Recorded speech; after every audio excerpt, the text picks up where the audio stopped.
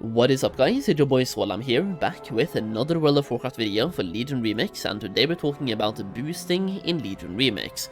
So, Mists of Pandaria Remix, a bunch of people used lower level 20 trial accounts to boost up alts in Mists of Pandaria and level up a max character insanely fast. And a common question I get asked a lot is, will this be possible in Legion Remix just as Mists of Pandaria? And I've been testing this a little bit, it's still early stages of testing, but I do believe we have found some pretty critical information that will apply to boosting in Legion Remix. So first of all, I want to show you guys the current level 20 trial account that we have and show you what that looks like. So this right here is a level 20 Holy Priest. I set up a priest due to Mist of Pandaria. Priest boosting was quite insane, so I'm trying that out this time as well. That being said, based on my testing, there's another class that might be better. But still, we have 79 item level here, which is basically the cap. We have full 79 item level gear, and when it comes to boosting, it's all about the traits. So try to get Terror from below, or I am by scars, depending on the class you play. Just get the traits that are good for your class. So for me, I have Terror from below, I am by scars, we also have Storm Surger to cast while moving, we have once again Terror from below, and then we have the pendant here for Touch of Malice, and Fell Touched. Apart from that, it's all about getting stamina. So you can see here, I have 12,000 stamina, or almost 74,000 health at level 20. The average health at this level is about 10,000, so I have way more than normal, and that is because you can loot stamina from doing raids or any content. Basically, the threads you're getting, or the mementos, they give you stamina and infinite power. And you can get this, the fragmented memento of epoch challenges, by doing normal raid and looking for raid. And by combining 100 of these, you get 27,000 health, like 2,750 stamina. It is quite insane. So when you have 100 of them, you combine them for a massive amount of stamina, and every single raid boss you kill, you also get a bunch of stamina. Now, I just want to show you guys what a pull looks like on the priest, so you can see what this looks like, and compare it to something like, for example, Mist of Pandaria Remix, to see if boosting will be possible this time around, or how powerful or not powerful it will be. So you can see here, I can pull a lot and basically never die, or at least, well, almost never die. And over here as well, we can simply pop some AoE, do some damage, but you can see I'm nowhere near one-shotting these mobs. I'm doing quite a lot of damage, but the problem here is my damage will never really go up on this character.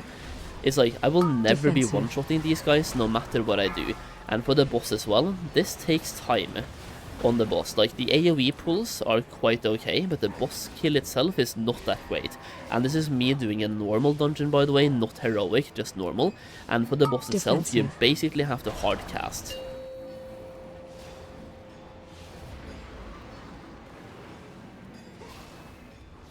Knocking back.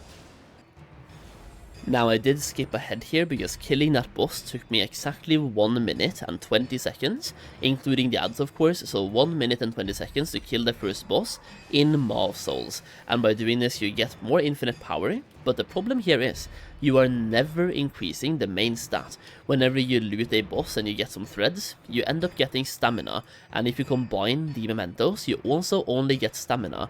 The only way to get main stats really and increase that is by having Limits Unbound, and this one is locked behind being max level. That being said, this basically sparked an idea of mine to use a different character than a priest for boosting, and if anybody here plays a certain class, you might know where I'm going with this. Because priests, yes, they can move fast, you can AoE things, and you can pull a lot, but you can never one-shot a boss. That being said, there are some classes that might be able to one-shot just about any boss while you're boosting, and that way boosting might be back on the table. So, I set up a different character of a different class. So based on this, I have set up a monk, and I set up this monk yesterday, so we only have a gear so far, and we don't have the most stamina either. You can see we have 15,000 health right now, but I have not done today's raids yet, and based on 1 day of doing both normal and looking for raid, we already have 52 fragmented mementos of epoch challenges, and my theory behind the monk is that we can still do a lot of AoE damage as a monk by simply using spinning crane kick, and then we can one-shot bosses with Touch of Death. And we can also kind of reset the cooldown of Touch of Death by using Remix Time. So basically, you pull everything until a boss, you AoE down all the ads, you Touch of Death the boss, you remix time to lower the cooldown on Touch of Death, and then you pull everything up until the next boss, and use Touch of Death again. That way you can one-shot bosses just about all the time with Touch of Death. And as you can see, the only real requirement for Touch of Death is that enemies need to have less health than you.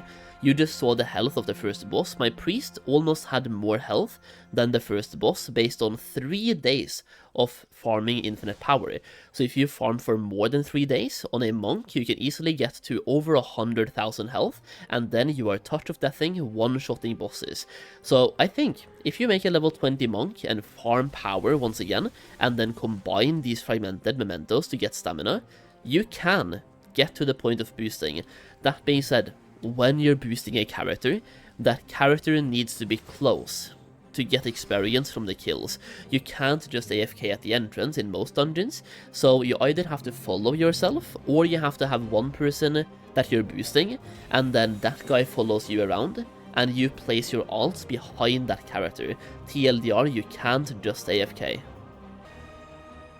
Now, we took this one step further yesterday to see exactly whether or not you could be AFK, specifically inside raids. And the thing is, if you're doing raids, you can actually get boosted and AFK at the entrance and get full experience for every single boss kill. We did this both in Emerald Nightmare and also in Trial of Valor, and if you are AFK at the entrance of the raid, you get full experience for all bosses. It is worth noting that at the moment, doing Halls of Valor, or Trial of Valor I mean, the first boss does not give experience, because you technically don't kill the boss, so that one is kind of like a feels bad man, but all the bosses that give experience, you get full values by being AFK at the entrance. So one way to boost might eventually be to boost in raids and have a level 80 character, like here for example. We have 2 level 80s that are basically carrying a 27-man raid, and they are doing all the DPS and basically one-shotting bosses or killing the bosses in like, what, 10 seconds. So the meta is either going to be having a level 20 monk and speeding through certain dungeons to boost yourself, or having a really strong level 80 character and then also boosting in dungeons or even raids, because strong level 80 characters can literally solo on normal raids, and that way you are boosting yourself in raid content. And by AFKing with the current amount of percentage gain that I have, which is 300% by the way, I am getting about 15 levels from doing both raids.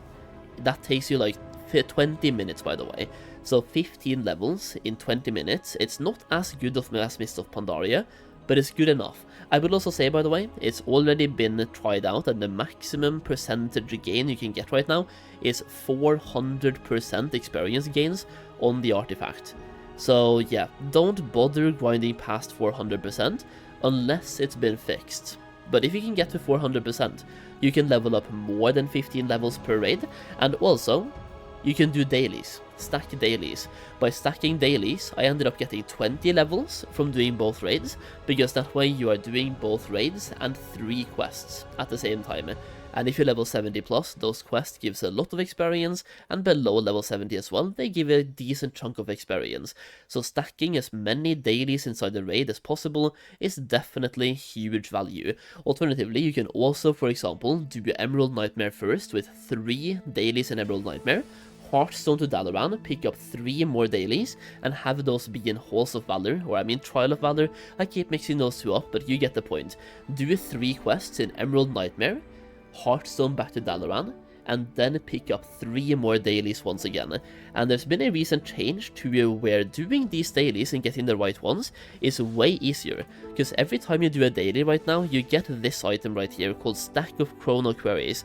This allows you to reset the daily choices you have, so if you get bad dailies, you can simply reset them using this item right here, which once again you get for every single daily that you do, and it stacks up to 3. A turtle made it to the water. Also, Red, thank you for the follow over on Kick for anybody watching this video. If you want to check me out live, I'm streaming on Kick every single day on kick.com/SolheimTV, or the link is down below in the pinned comment. I am streaming Legion Remix a lot at the moment, so if you haven't followed me yet, or you haven't stopped by Kick, please do so. Once again, the link is down below, and ask me any questions that you have. I just really wanted to share my initial findings on boosting, because I believe boosting will be possible, but I do believe that it will not be as good as Mist of Pandaria was, because I mean, Mist of Pandaria was quite insane for leveling, but you can definitely level quite fast. Even yesterday, like I'm uploading the video as I'm making it right now, yesterday on stream, I got to level 70 in 2 hours played on a brand new character. So it's not Mist of Pandaria levels, but it's also not bad. Leveling a character to level 70 took me 2 hours of flash played, and 70 to 80 can take you 15 minutes or less by doing bonus objectives. So in 2 hours and 15 minutes you have a brand new max level character, and the thing is, that is right now. It's going to get faster.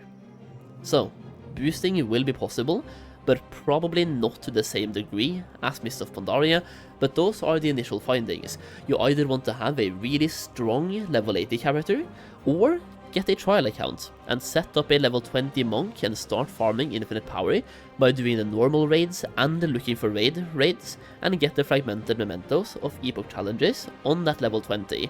Now I truly do believe, by the way, that monk is the way to go for boosting on level 20, but I have both a monk and a priest right now that I will do the raids on every single day and just see how it goes. And if anybody else here has any information to share, like anything additional to share when it comes to boosting in Legion Remix, please do so in the comments down below, because these right here, like what I've been talking about in this video, are just my personal initial findings about boosting that I wanted to share to get this information out as early as possible, because when it comes to setting up a level 20 character, the earlier you start, the more power you get. So I personally believe, once again, farming dungeons on a level 20 twink will be possible, and you just have to stack stamina. That way you can one-shot bosses with touch of death, and do dailies at the same time. Either way, let me know once again if you have anything to add in the comments down below. Subscribe for more videos, and thank you for watching. I really do appreciate it, by the way. And yeah, thank you once again. I'll see you in the next video, or I'll see you on Kick.